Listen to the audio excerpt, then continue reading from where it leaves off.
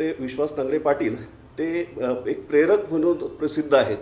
तर त्यांनी या काळामध्ये कशा पद्धतीनं पोलिसांचं मनोधैर्य वाढवलं याविषयी आज आपण जाणून घेणार आहोत. सर, काय सांगाल? नमस्कार भोसले साहेब, थँक्यू. गेले 5 महिने 22 मार्चपासून साधारणपणे आपण लॉकडाऊन पुकारल्यापासून या कोरोनाशी लढाई देत आहोत. यामध्ये 3 फ्रंटवरती पोलीस काम करत आहेत: अवेअरनेस, एज्युकेशन आणि एन्फोर्समेंट.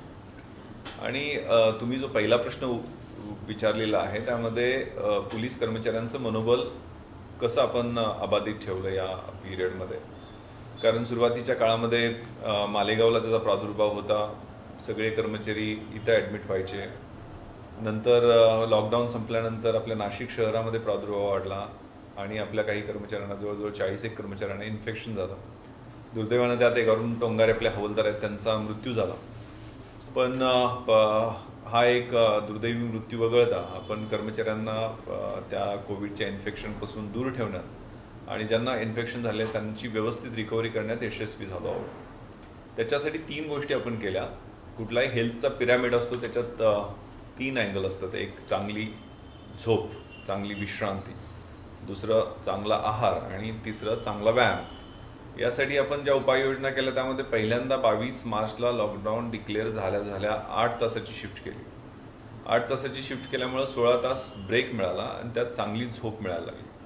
त्यामुळं कर्मचारी फ्रेश होऊन यायचे. आता हे शहरामध्ये शक्य असतं कारण ट्रॅव्हलिंग टाईम खूप कमी असतो, त्यामुळं लोकांना चांगली विश्रांती मिळायला लागली. दुसरं, आपण त्यांना जे काही प्रिव्हेंटिव्ह इम्युनिटी बूस्टर्स आहेत ते जवळजवळ पहिल्या टप्प्यात 14,000 कर्मचारी आणि त्यांच्या फॅमिलीजना आर्सेनिक 30 अल्बमचा पहिल्यांदा डोस आपण दिला. म्हणजे महाराष्ट्रात सगळ्यात पहिल्यांदा आपण सुरुवात केली. त्या डोसनंतर टप्प्याटप्प्यानं आपण हेडक्वार्टरला फॅक्टरीज बनवली आणि ज्यात फ्रेश मेडिसिन्स आर्सेनिक 30चे वारंवारितेने आपल्या कर्मचाऱ्यांना देण्याची सुरुवात केली. आपल्याला क्रीडाईनं 5,000 च्यवनप्राशच्या बॉटल्स दिल्या, त्या आपण दिल्या. सी विटॅमिन, झिंक सारख्या मल्टीविटॅमिन्स, अशा जवळजवळ 20-30 लाखाच्या गोळ्या आपल्याला स्पॉन्सर कडून मिळाल्या आणि त्या आपण देण्यात यशस्वी ठरलो. त्यानंतर सगळ्यात महत्त्वाचं, आपल्याकडे फिटनेस वॉचेस आपल्याला स्पॉन्सरच्या माध्यमातून मिळाले, गोकी बँडचे. त्यात 500 घड्याळ आपल्याला अक्षय कुमारने दिली आणि जवळजवळ 2600 घड्याळे दातार कॅन्सर जेनेटिक, जवळजवळ 1 कोटीच्या वर आपण स्पॉन्सरशिप मिळवून ती घड्याळ आपण देऊ शकलो. त्यामध्ये आपल्या कंट्रोल रूमला तुम्ही गेलात तर तिथं 100च्या वर कुणाचं टेम्परेचर गेलं तर लगेच त्याचा अलर्ट येतो आणि आपण त्या कर्मचाऱ्याला कॉन्टॅक्ट करतो. 100च्या वर म्हणजे 72 आपला नॉर्मल हार्ट रेट असतो, तो 100च्या वर गेला तरी आपल्याला अलर्ट येतो. सिस्टोलिक, डायस्टोलिक दोन्ही वरचं आणि खालचं ब्लड प्रेशरसुद्धा अलर्ट येतो. स्लीप पॅटर्न कळतो. आणि दुपारी आम्ही लंच ब्रेकमध्ये जरी तुम्ही आलात तरी आमच्या कॅम्पसमध्ये कर्मचारी चालत असतात. ते दिवसा 5,000 स्टेप्स कमीच कमी, कारण लंग्सशी रिलेटेड आहे. चालणं किंवा 5 किलोमीटर चालणं असेल ते लंग्सशी रिलेटेड. आणि हे इन्फेक्शन जे आहे घशातनं ट्रॅव्हल करताना दिसतं. म्हणजे घशाचं इन्फेक्शन, सर्दी, खोकला, ताप. तर आपण गरम पाण्याच्या बॉटल जवळजवळ 13 लाखाच्या खरेदी केल्या आणि त्या सगळ्या कर्मचाऱ्यांना नाईट राऊंडला वापर दिले, कंपल्शन केलं. गरम पाणी घेतल्यामुळं, ते काढे वेगवेगळे घेतल्यामुळं आणि ग्रीन टी आपण दिले, त्यामुळं घसा साफ राहिला. ते इन्फेक्शन मग घशातनं सर्दी, खोकला किंवा ताप येणं याकडे आपण जास्तीत जास्त कर्मचाऱ्यांचं प्रिव्हेंटिव्ह मेजर्समुळं इन्फेक्शन रोखण्यात यशस्वी ठरलो. सर, साधारणतः सुरुवातीच्या काळात मालेगावचे पेशंट्स खूप होते, मोठ्या प्रमाणात मालेगावला येत होते आणि त्याच्यानंतर असा एक काळ आला की मालेगावला आपण मागे टाकलं आणि पेशंटची संख्या शहरात वाढली. तर पोलीस दलावर त्याचा काही परिणाम झाला का? हे पहा, बेसिकली लॉकडाऊनचे 3 फेज ज्या झाल्या जवळजवळ 2 महिन्याच्या, त्यामध्ये नाशिकमध्ये पेशंटची संख्या ही 20पर्यंत होती. त्यामध्ये मुख्य कारण असं होतं की नाशिकला आपण 4ही बाजूनं ब्लॉक केलेलं होतं. नाशिकला येणारे 11 रस्ते आहेत त्याच्यावर नाकाबंदी स्ट्रिक्ट लावलेली होती आणि 82 ठिकाणी छोट्या छोट्या नाकाबंदी शहरात लावलेल्या होत्या. सगळा फोर्स फक्त कोविड आणि फक्त कोविडचं काम करत होतं. ऑफकोर्स ज्यावेळेला अनलॉकडाऊन आपण केलं त्यामध्ये विशेष करून आपला भाजीपाला मोठ्या प्रमाणावर इथल्या मार्केटमधनं मुंबईला जातो, नवी मुंबईला जातो. मोठ्या संख्येनं पहिल्यांदा इन्फेक्शन वडाळा भागात ड्रायव्हर्स मोठ्या संख्येनं बाहेर आवक जावक करतात आणि बाहेरचे पेशंट्स किंवा बाहेरचे इथली हॉस्पिटल्स इथं असल्यामुळं सगळे ट्रीटमेंटसाठी नाशिकला येण्याचं प्रमाण मोठ्या प्रमाणावर सुरू झालं आणि स्वाभाविकपणे इन्फेक्शन्स हे एक तर ब्रिदिंग किंवा खोकणं, शिंकणं, स्पर्श करणं आणि वाहतूक सुरू झाली. इन्फेक्शन हे स्वाभाविक आहे आणि ते प्रत्येक शहरामध्ये तो टप्पा येणारच आहे, म्हणजे ते काय थांबवू शकणार नाही आपण. तर त्यांना न घाबरता, कारण ह्यात फोबिया किंवा टेरर त्याची काय समजून घेण्याची गरज नाही. मला सांगा, जवळ 100 लोकांना जर इन्फेक्शन होत असेल तर 80 ते 85% लोकांना तर सिम्पटम्स जाणवत पण नाहीत. तो कोरोनाचं इन्फेक्शन कधी झालं आणि कधी गेलं हे पण कळत नाही. आणि जे काही कोमॉर्बिडिटी असणारे आहेत, सिनियर सिटीजन्स आहेत, त्यांच्यासाठी आपण जास्त खबरदारी घेतली पाहिजे. त्यामुळं खबरदारी तर घेतलीच पाहिजे, पण त्याचा अतिरेक होता कामा नये, कारण इकॉनॉमिक प्रॉब्लेम्स पण वाढू शकतात आणि इकॉनॉमी पण चालली पाहिजे. आपल्याला माहीत असेल की या नाशिकच्या रस्त्यावरनं मुंबई, ठाणे आणि पुण्यातनं जवळजवळ 10 लाखाच्या वर मायग्रंट लेबरर्स चालत चालत गेले. त्यांना आपण पहिल्या टप्प्यात 1800-1900 लोकांना अडवलं, पण त्यांची राहण्याची सोय करणं, त्यांच्या सगळ्या शेल्टरची व्यवस्था करणं हे खूप मोठं चॅलेंजिंग होतं. जवळजवळ 7,000 मायग्रंट लेबर्सना आपण ट्रेन आणि बसेसच्या माध्यमातून परत पाठवून पण दिलेलं आहे त्यांच्या गावात. पण मोठी टास्क होती, ह्युमॅन टास्क होती ती. आणि ती त्या पिरियडमध्ये इन्फेक्शन्स बाहेरच्या आवक जावक ज्या वेळेला वाढली त्यावेळेला ते स्वाभाविकपणे वाढणार आहे. पण हा टप्पा असतो, ती हर्ड इम्युनिटी वगैरे, ते काय मालेगावला तर आता इन्फेक्शनचं प्रमाण खूप कमी आलेलं आहे. होपफुली लवकरच आपल्या नाशिकमध्ये ती स्टेज येऊन जाईल. सर, मध्यंतरी तुमची एक क्लिप आली होती व्हॉट्सअपवर जागृतीपर की या लॉकडाऊनच्या काळामध्ये कौटुंबिक हिंसाचाराचं प्रमाण वाढलेलं आहे आणि छोटे मोठे जे काही मारामाऱ्या होत्या लोकांच्या, तर त्याचंही प्रमाण वाढलं आहे. तर काय सांगाल तेव्हा? जनरल क्राईमचा सिनेरिओ तुम्ही पाहिला तर मर्डर्स या 50% घटलेले आहेत, ऍक्सिडेंट तर अगदी 60% घटलेले आहेत, रेप, मॉलेस्टेशन याच्यातही घट आहे, आपल्याला चिटिंग, फोर्जरीच्या केसेसमध्ये प्रचंड घट आहे. जवळजवळ 40% जनरल क्राईम हा घटलेला आहे. मात्र स्पाइक जो आहे, तुम्ही म्हणताय ते बरोबर आहे, कौटुंबिक हिंसाचाराच्या तक्रारी वाढलेल्या आहेत. पण 498 ची कुठलीही कंप्लेंट आपण दाखल करायच्या अगोदर त्या कुटुंबाचं पण काउन्सिलिंग करत असतो, समुपदेशन करत असतो. आणि त्या अनुषंगानं इथं मोठ्या प्रमाणावर आपण महिला कक्ष आपला जो आहे, भरोसा सेल आहे, त्याच्या माध्यमातून अनेक कुटुंबाचं समुपदेशन केलं. अगदी किरकोळ कारणावरनं, अगदी छोट्या छोट्या कारणावरनं. कारण या पिरियडमध्ये डिप्रेशन, रिजेक्शन काही ठिकाणी दिसलं, त्यातनं व्हायलन्स होताना दिसलं. ज्यावेळेला लॉकडाऊन खुला व्हायला लागला त्यावेळेला सुद्धा स्लम्समध्ये आपल्याला व्हायलन्सच्या काही गोष्टी, राईटचे केसेस वाढलेले आहेत, दंगलीच्या केसेस या पिरियडमध्ये वाढलेल्या आपल्याला दिसून येतात. पण हा व्हायलन्स जो कौटुंबिक हिंसाचाराचा आहे तो कुठंतरी मुस्कट दाबून बुक्क्याचा मार असा व्हायला नको, म्हणून आपण अवेअरनेसचा ड्राईव्ह घेतला.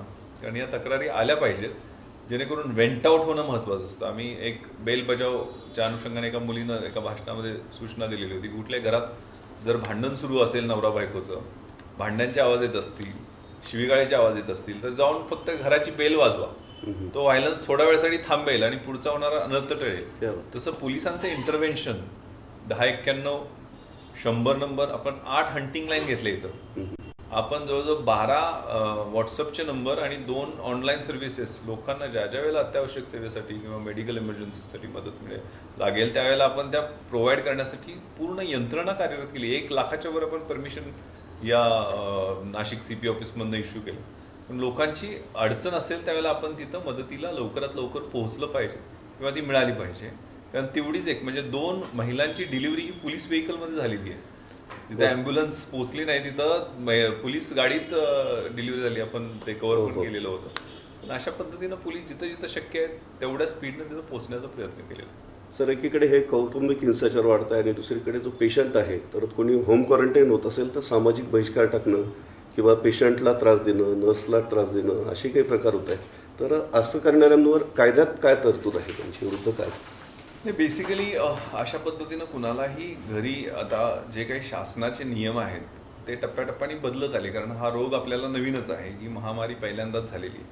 तर त्या अनुषंगाने बदलत गेले. सुरुवातीला 14 दिवस हॉस्पिटलमध्ये, CCCमध्ये, कोविड केअर सेंटरमध्ये क्वारंटाईन केलं जायचं. नंतर ज्यांना सिम्पटम्स नाही त्यांना घरी क्वारंटाईन होण्याच्या दृष्टीने सूचना आल्या.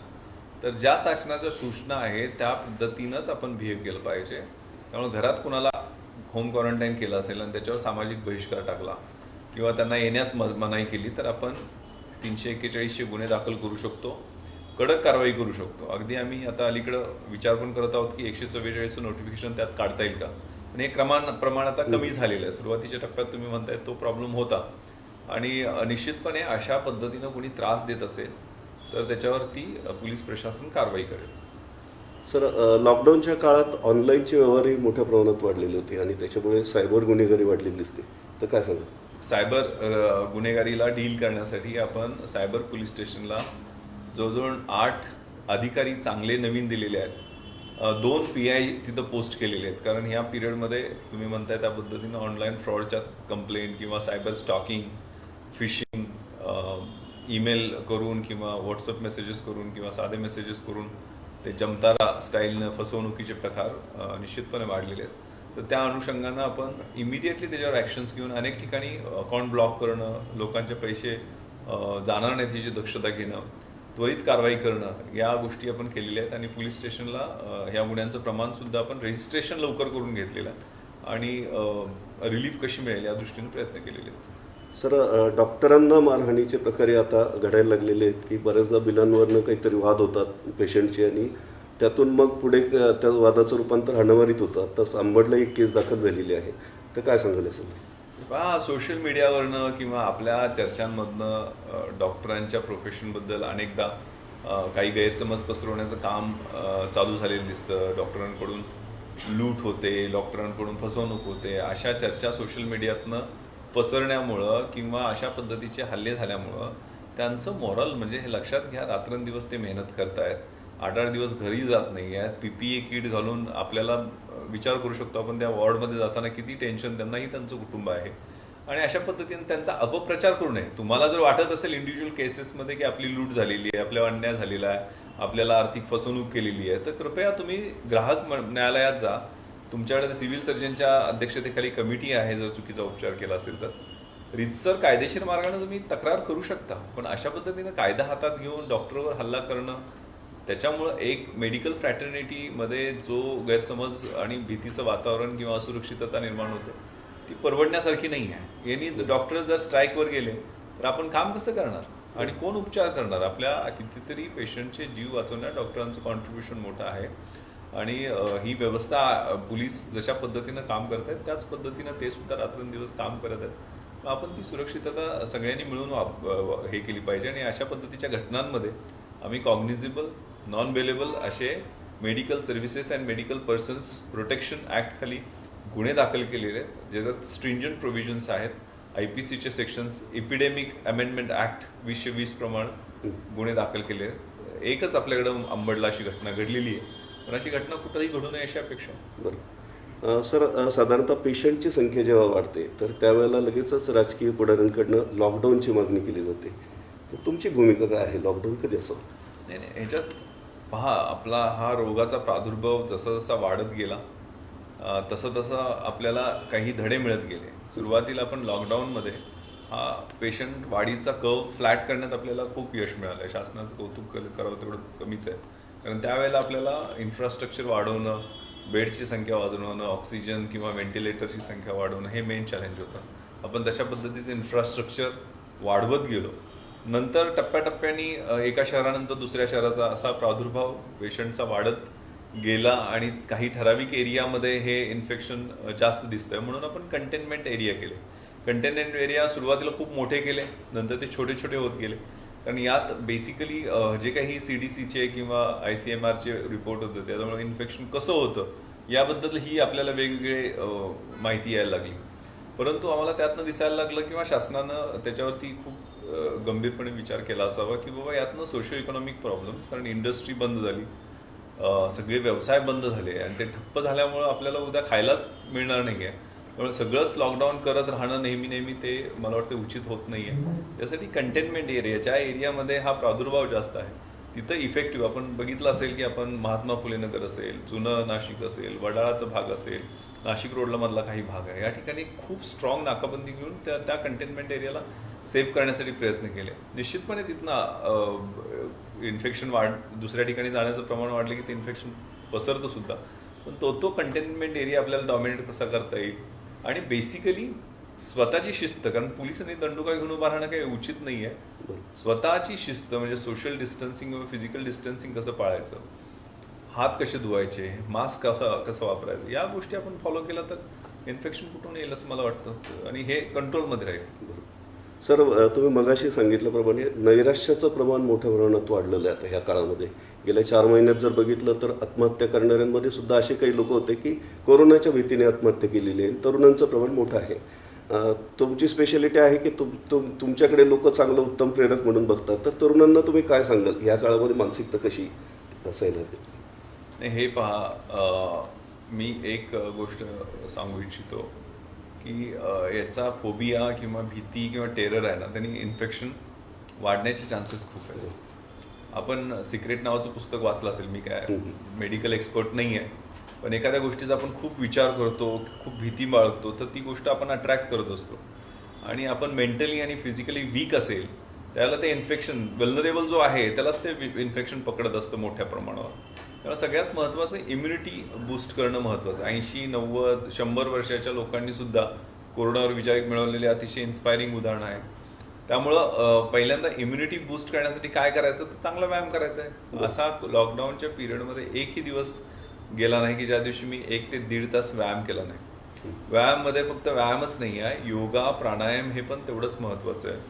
ब्रिदिंगचे एक्सरसाइजेस, मी रोज सकाळी विनऑफचे ब्रिदिंगचे एक्सरसाइजेस करतो, ज्यामध्ये 1 मिनिटं सुरुवातीला, नंतर 1.5 मिनिटं आणि नंतर 2 मिनिटं आपलं ब्रिदिंग आपल्याला थांबवता आलं पाहिजे.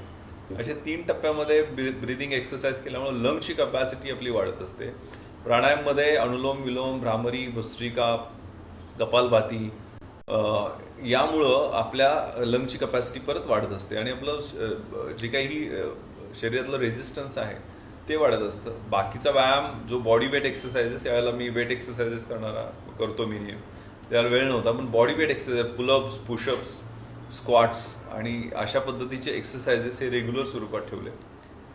चांगली झोप 6 ते 7 तासाची 7 तासाची साधारण झोप मिळाली तर आपली बॉडी ऑटोमॅटिक हील होत असते. उगाच इंटरनेटवर बसायचं, टाइमपास करायचा, मोबाईलवर बिझी राहायचं, डोळ्याला त्रास द्यायचा, मान वाकडी करायची, याच्यात वेळ घालवू नये. चांगली पुस्तकं वाचा ना, ज्यातनं चांगली फिलिंग येईल. आता सिनेमे सगळे, त्या वेब सिरीज वगैरे आहेत इंटरनेटवरती किंवा टी व्हीवरती आपण सगळ्या बघतो, त्यात सगळे पिक्चर आणि ते सिनेमे बघतात किंवा सिरियल बघतात, त्यात मर्डर्स, जगाचा नाश झाला, डूम्स डे आणि असं निगेटिव्ह ज्या वेळेला बघतो आपण, ते औदासीन्य आपल्याकडं तेच वाढत असतं. पॉझिटिव्ह पहा, हसा. ते कपिल शर्माचा शो बघा, चला हवा उद्या बघा, काय तुम्ही हसा ना, फ्रेश राहा, कुटुंबाशी संवाद वाढवा, आई वडिलांशी बोला, प्रेमानं राहा, एकत्र व्यायाम करा. या सगळ्या बागेत तुम्ही बाहेरनं हिरवगार दिसते ते बघा थोडं. त्यामुळे चांगल्या हॅबिट्स, म्हणजे असं म्हणतात की आपण जो विचार करतो तेच आपले शब्द होतात, जो शब्द आपण बोलतो त्याचीच आपली कृती होते. ज्या कृती आपण सलग काही दिवस, म्हणजे हॅबिट नावाचं पुस्तक म्हणतं की 21 दिवस आपण कृती केली की ती हॅबिट सवय बनते. आणि चांगली हॅबिट असली तर चांगलं चारित्र्य घडतं, वाईट हॅबिट असली तर वाईट चारित्र्य घडतं. आणि चारित्र्यावरती आपला भविष्यकाळ किंवा डेस्टिनी अवलंबून आहे. त्यामुळं when there is righteousness in the heart, there is beauty in the character. When there is beauty in the character, there is harmony at home. When there is harmony at home, there is order in the nation, and when there is order in the nation, there is peace in the world, असं doctor APJ Abdul Kalam sir म्हणतात. त्या पद्धतीने मला वाटतं आपण सगळ्यांनी विचार केला पाहिजे. सर, नाशिकने अनेक पोलीस आयुक्त बघितले की प्रत्येकाविषयी नागरिकांना आदरयुक्त भीतीच होती. तुमच्याविषयी तशी भीती आहेच, परंतु तुमचं एक स्टेटस आहे, सेलिब्रिटी स्टेटस, आणि काम करताना त्या स्टेटस कुठं आड येतं का? कारण तुम्ही कुठे कामगिरी करायला गेला, लोक आले, सेल्फी काढला, तर असं होतं का? काय तुमचा अनुभव? मी काय सेलिब्रिटी पण नाही आहे आणि बेसिकली आय एम पहिल्यापासून मी एक हंबल बॅकग्राऊंडमधला आहे, शेतकरी कुटुंबातला आहे, छोट्या खेड्यातला आहे. आणि जिथं जिथं शक्य आहे तिथं मुलांच्या बरोबर संवाद वाढवतो, त्यांच्याशी चांगलं नातं कसं राहील याच्यासाठी प्रयत्न करतो. त्यामुळे मुलं थोडी आकर्षित होतात असं नाही आहे, पण मी माझी इमेज किंवा माझं काम आहे ते एक पब्लिक सर्वंट म्हणून आहे, हे डोक्यातनं काढलेलं आहे. I am grounded. मी काय CP म्हणून मी एक पब्लिक सर्वंट आहे आणि माझ्या खांद्यावर जे IPS मधलं yes it stands for service हे आमच्या डोक्यात पक्का आहे. लोकांना चांगली सेवा, विशेषतः लहान मुलं, वृद्ध माणसं, महिला, दलित, अल्पसंख्याक यांच्या प्रश्नांकडे आपण अतिशय समानुभूतीनं, अतिशय चांगल्या पद्धतीनं पाहिलं पाहिजे. त्यांना रिलीफ कशी मिळेल याचा प्रयत्न केला पाहिजे. सर, ह्या काळात, ह्या सगळ्या टेन्शनच्या काळात एखादी तुमच्याकडे तुमच्या ठेवणीतली अशी काही कविता आहे का की जेणेकरून बाकी सगळ्यांना, आम्हालाही प्रेरणा मिळेल, पोलीस बांधवांनाही प्रेरणा मिळू शकेल, असं काही? तशी कविता खूप आहेत, पण मी आता तुम्ही पोलीस बांधवांसाठी म्हणून म्हटलात म्हणून एक खाकी नावाची कविता आहे. ती सगळ्यांनी मला वाटतंय पोलिसांची मानसिकता समजून घ्यायलाच उपयुक्त ठरू शकते. मैं खाकी हूँ, दिन हूँ रात हूँ, सांझ वाली बाती हूँ, मैं खाकी हूँ. आंधी में, तूफान में, होली में, रमजान में, देश के सम्मान में अडिग कर्तव्यों की अविचल परिपाटी हूँ, मैं खाकी हूँ. तैयार हूँ हमेशा ही तेज धूप और बारिश को हंसकर सहने को, सारे त्योहार भीड़ के साथ मनाने को, कभी पत्थर और कभी गोली भी खाने को. मैं बनी दूजी माटी हूँ, मैं खाकी हूँ, विघ्न विकट सहकर भी सुशोभित सज्जित भाती हूँ.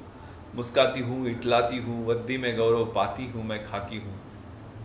तम में प्रकाश हूँ, कठिन वक्त में आस हूँ, हर वक्त तुम्हारे पास हूँ. बुलाओ तो दौड़ी आती हूँ, मैं खाकी हूँ. आणि शेवटच्या ओळी अशी आहे की भूख और थकान की बात ही क्या, भूख और थकान की बात ही क्या, कभी आहट हूँ, कभी चोटिल हूँ और कभी तिरंगे में लिपटी रोती सी सकती छाती हूँ, मैं खाकी हूँ. क्या बात आहे. खाकी हो मैं खाकी हो सांगणारे पोलीस आयुक्त विश्वास नांगरे पाटील यांच्यासारख्या अधिकाऱ्यांमुळेच खाकी वर्दीची शान ही वाढलेली दिसते. कॅमेरा पर्सन एजाज शेखसह हेमंत भोसले, महानगर नाशिक.